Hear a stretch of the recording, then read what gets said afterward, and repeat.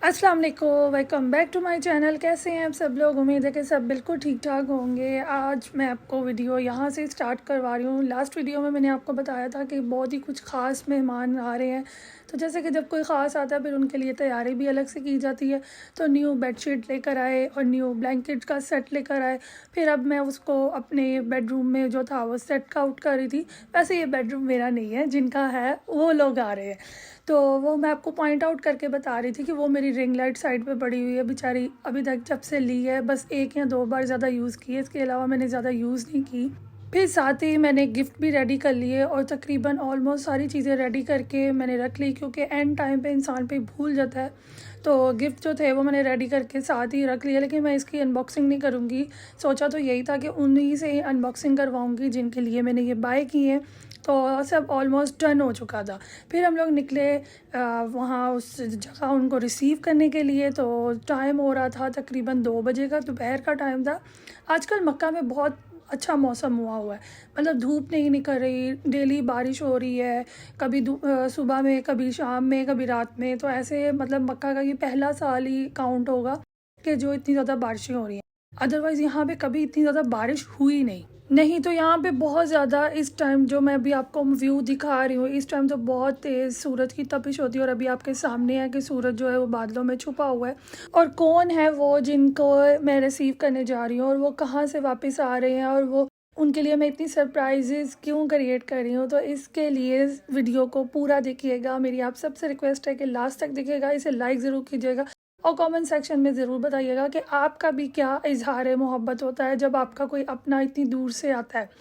तो फिर हम लोग जद्दा के लिए रवाना हुए और फिर आहिस्ता आहिस्ता जैसे जैसे मंजिल करीब होती जा रही थी, एक्साइटमेंट का लेवल बहुत हाई हो रहा था और दिल में बहुत ज़्यादा खुशी हो रही थी कि यार शुक्र अल्हम्दुलिल्लाह फाइनली दे आर बैक।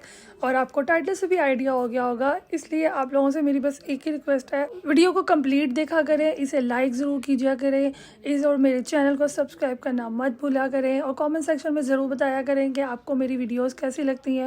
तो फिर हम लोग जो थे उस रास्ते की तरफ और मज़ीद बढ़ते जा रहे थे और रास्ते में मुझसे थोड़े थोड़े जो कैप्चर्स हुए वो मैं आपको दिखा रही थी। ये सामने आपको मेट्रो स्टेशन में आपको दिखा रही हूँ।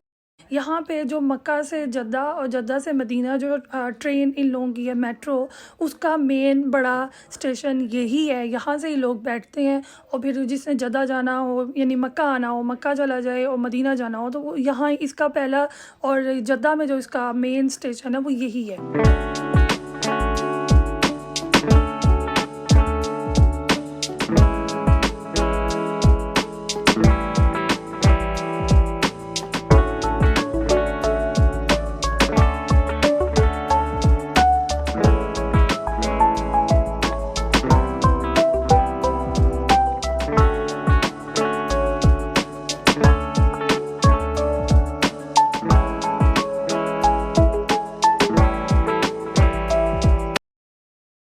अच्छा, जब आप एयरपोर्ट पे जाते हैं तो आपको कुछ लोग बहुत हंसते हुए नज़र आ रहे होते हैं, कुछ लोग बहुत उदास नज़र आ रहे होते हैं। ये वाहिद वो जगह है जहाँ पे इंसान की जो इमोशंस फीलिंग्स वगैरह होती हैं ना, किसी की बड़ी खुश हो रही होती है, किसी की बड़ी उदास हो रही होती है, ये वो वाली सिचुएशन होती है। और प्लेन्स को देख के तो बचपन वाली फीलिंग आती है, मतलब दूर से देख के ही वो टाटा वाली फीलिंग आती है। आप लोग कमेंट सेक्शन में ज़रूर बताइएगा कि क्या आपको भी ऐसे अभी तक लगता है।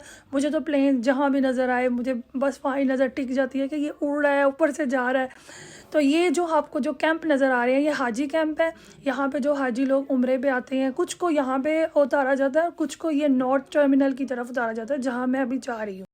तो यहाँ से फिर यहाँ एक और इन लोगों ने थोड़ी सी चेंजिंग कर दी कि पहले हम लोग एयरपोर्ट के अंदर चले जाते थे, लेकिन अब इन लोगों ने थोड़े से रूल सख्त कर दिए हैं और बाहर गेट पे ही जो चेक करने वाले थे पुलिस ऑफिसर्स वगैरह वो लोग वहाँ पे खड़े थे, इसलिए मैं अंदर नहीं जा पाई। वरना पहले ऐसे होता था कि हम लोग अराइवल वाली साइड पे जाके अंदर जाके सिटिंग एरिया बना होता था, लेकिन इस बार ऐसा नहीं कुछ था।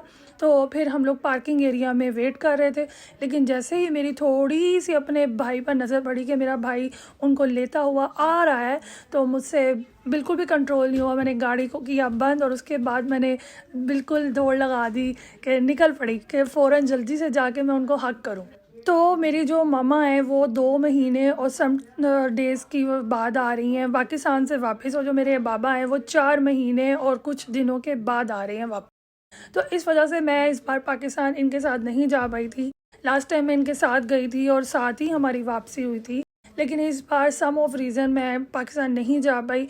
लेकिन उस बात का मुझे बहुत वो होता है, लेकिन इनके बगैर घर में दिल नहीं लगता। आपको सबको पता है कि पेरेंट्स के बगैर घर में दिल नहीं लगता, वो रौनक नहीं होती, वो घर से एकदम निकलना, आते जाते हैं मामा बाबा बोलना, तो ये चीज़ थी। लेकिन जैसे ही बाबा का हाथ मेरे हाथ में है तो ऐसे लग रहा था जैसे पूरी दुनिया मेरे हाथ में आ गई, क्योंकि इनके बगैर हम कुछ भी नहीं है। अल्लाह पाक हमारे पेरेंट्स को हमेशा सलामत रखे, हमें इस काबिल बनाए कि हम इनके दिल की हर ख्वाहिश, हर खुशी को पूरा कर सकें, हर चीज़ इनके लिए अता कर सकें, जिस तरह बचपन में इन्होंने हमारे साथ किया।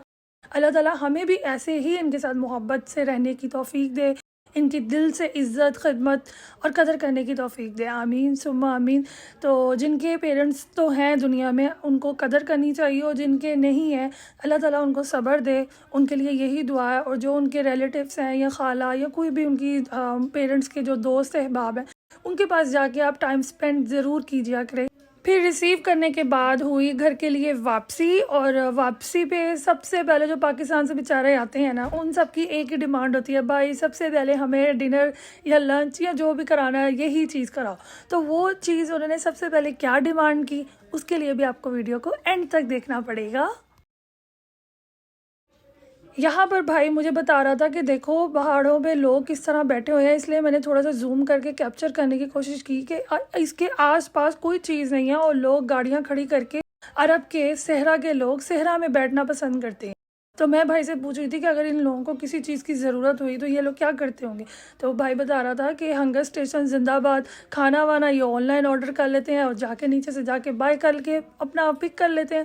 तो आपके सामने देखें कि किस तरह गाड़ियां खड़ी हैं और सब लोग अपनी अपनी फैमिलीज लेकर आराम से एंजॉय कर रहे हैं वेदर को, माहौल, हवा को। तो इसके साथ ही सनसेट हो रहा था। और जो चीज़ सबसे पहले मैंने बाय की, मैं पहुंची नवारिया वाली साइड पे अलबेक। तो यहाँ पे लेडीज़ और जेंट्स का एक साथ इन लोगों ने सेक्शन बनाया हुआ है, नहीं तो अदर साइड पे इस तरह होता है कि लेडीज़ अलग होती हैं और जेंट्स की रो जो होती है वो अलग होती है। तो फिर मैंने यहाँ से अपना ऑर्डर पिक किया। पिक करने के बाद मुझे जल्दी ऑर्डर रिसीव हो गया, और घर जाकर फिर हम लोगों ने वही केक जो मैंने लास्ट वीडियो में आप लोगों के साथ शेयर किया था कि मैंने केक समवन स्पेशल्स के लिए लिया, तो वो उनसे कट करवाया। और बहुत ज़्यादा खुशी हुई कि अल्हम्दुलिल्लाह फ़ाइनली ये लोग वापस आ गए खैर व आफ़ियत से।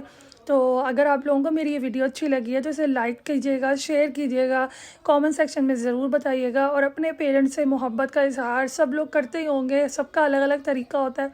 तो मुझे अपनी दुआओं में याद रखिएगा। फिर मिलूँगी एक नई वीडियो, एक नए व्लॉग के साथ। टेक केयर, अल्लाह हाफिज़।